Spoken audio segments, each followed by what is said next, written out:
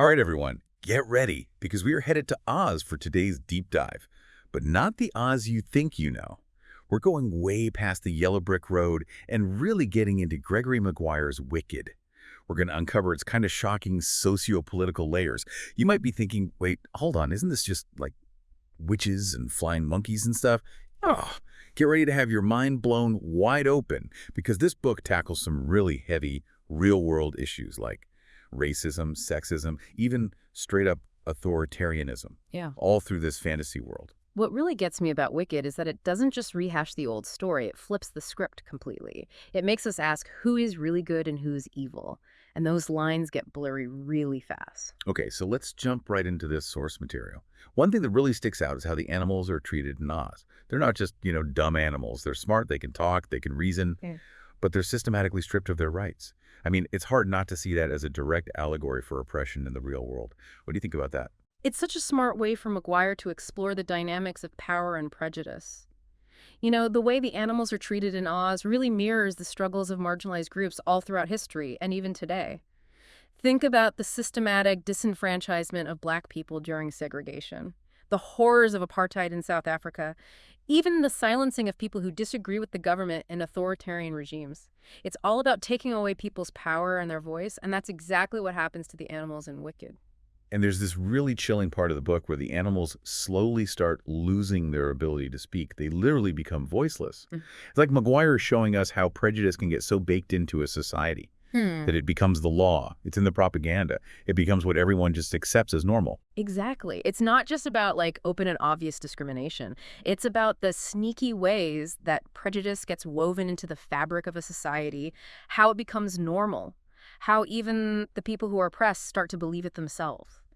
That slow silencing is super powerful because it forces us to confront this uncomfortable truth about how easy it is for us to become part of systems of oppression, even without realizing it. So we've got this background of a systemic oppression, and then we meet Elphaba, our green-skinned main character. She's not exactly your typical fairy tale heroine. In fact, they label her wicked pretty much right away.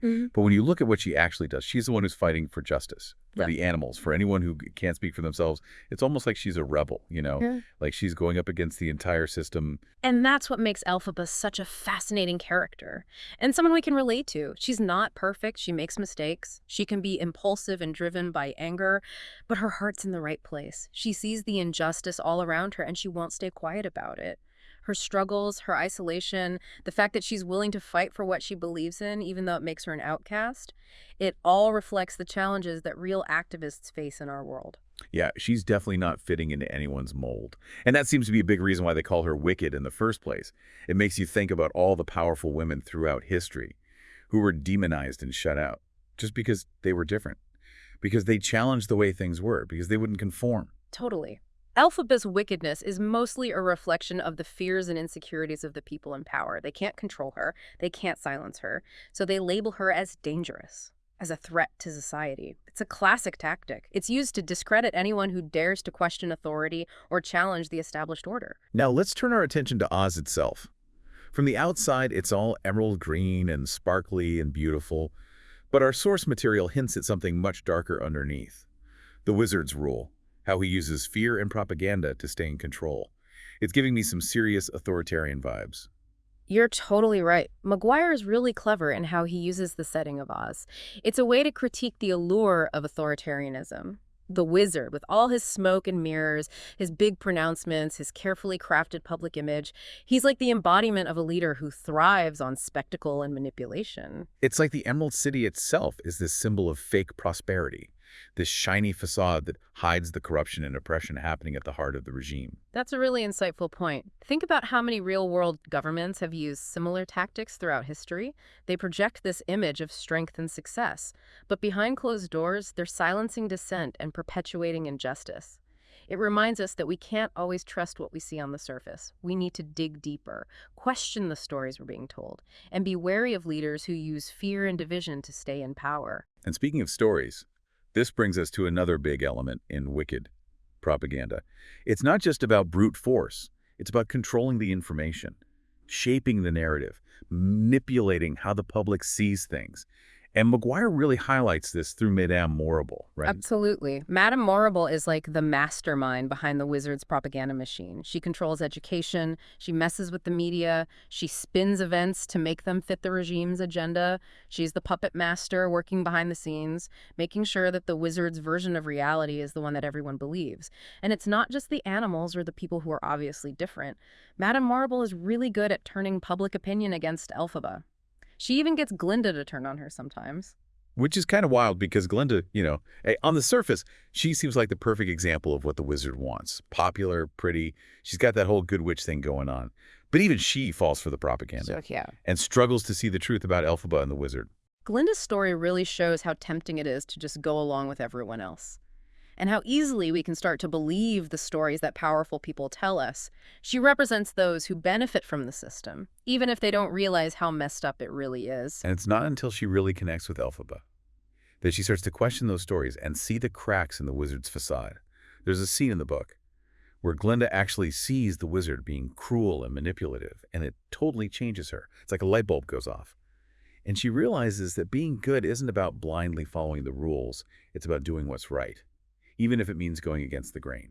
Her transformation is super important because it shows that change is possible, even for the people who benefit from the system. Glinda's journey, from being privileged and ignorant to actively resisting, it's a reminder that we all have a responsibility to challenge injustice, no matter where we stand in society. So if Madame Morrible represents the sneaky power of propaganda, Glinda represents the possibility of growing as a person and the importance of questioning the stories we're told. Exactly, and it's through these characters, their relationships, and the choices they make. That Wicked makes us look at our own biases and assumptions. Right, are we like Glinda, swayed by appearances and okay with the way things are? Or are we willing to be like Elphaba, to challenge those in power, to speak truth to power, even when it makes us unpopular or puts us at risk? That's a great point. Wicked doesn't give us any easy answers. It's not a simple story of good guys versus bad guys. The characters are complex, they're flawed, they screw up, and they're always changing. And that's what makes it so thought-provoking. The book pushes us to look at the gray areas, the things that aren't so clear-cut, the uncomfortable truths that exist beyond simple labels. It challenges us to look past the surface and really wrestle with the complexities of power, morality, and what it means to be human. We've been really focused on the characters and what they represent in the story. But there's also this theme of silencing, of voices being shut down. We see it with the animals losing their ability to speak, with Elphaba being labeled wicked and pushed away, with the wizard controlling what information gets out there. That's a sharp observation. Silencing people is key to keeping any oppressive system in place, whether it's through force, propaganda, or social pressure. The goal is to squash dissent, to control the story, and to stop different perspectives from challenging the dominant way of thinking. And the consequences of that silencing are really bad. It leads to fear, to people feeling isolated, to a loss of agency, and ultimately to injustice continuing. Which brings us back to why it's so important to speak up, to challenge those in power, to amplify the voices of the people who are being silenced. It's a message that's so relevant to our own world, where we see similar tactics of suppression and control being used to maintain systems of inequality and injustice. So how can we take what we've learned from Wicked and apply it to our own lives? What can we do to resist the forces that are trying to shut down dissent and manipulate how we see things? Well, it starts with awareness. We need to be critical of the information we're taking in, to question the stories we're being told, and to recognize who has the power in any given situation. We need to learn about the different forms of oppression that exist, both in the past and today, and we need to develop a deeper understanding of power and privilege. It's not enough to just say, I'm not racist or I'm not sexist, right? Right. We need to actively challenge injustice, call out discrimination when we see it, and use our voices to support those who are being marginalized or silenced. Exactly. We need to move beyond just watching from the sidelines. Yeah. And actually get involved in resisting injustice. We can support organizations that are fighting for social justice. We can challenge harmful stereotypes and prejudices in our own communities. We can use our platforms to amplify the voices of those who are being silenced. And we can vote for policies that promote equality and justice for everyone. It's a reminder that we all have a role to play in creating a more just and equitable world. And it's a role that takes courage, empathy, and a willingness to speak out, even when it's uncomfortable. And remember, Even small acts of resistance can make a difference. It's like that ripple effect we were talking about. Every time we challenge a harmful stereotype, every time we speak out against injustice, every time we amplify the voice of someone who is being silenced, we create ripples of change that can eventually transform our society.